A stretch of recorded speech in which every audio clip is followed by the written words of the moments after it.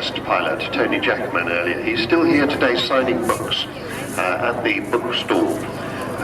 And he told us some extraordinary things about rolling this aeroplane, rolling it off the top of a manoeuvre, climbing up and then rolling at the Farnborough Air Show. He did that himself. Sadly, we're not allowed to do that these days, but maybe we'll get somewhere close.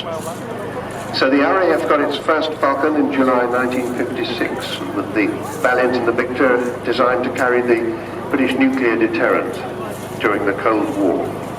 Last year it was 25 years since the fall of the Berlin Wall and the collapse of European communism, which eventually ended that Cold War. So this was an aeroplane that protected us from a nuclear holocaust.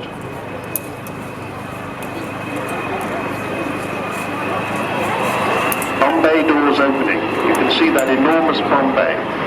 Because the Bombay is the heart of Vulcan. And if you are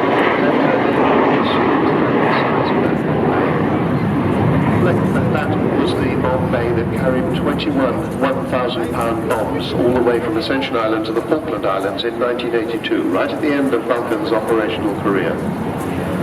So it was a record-breaking bombing run, the longest there had ever been at the time, more than 7,000 miles. It took 18 air-to-air refuelings, and they bombed the runway at Port Stanley, and they put it out of use for the occupying Argentine forces.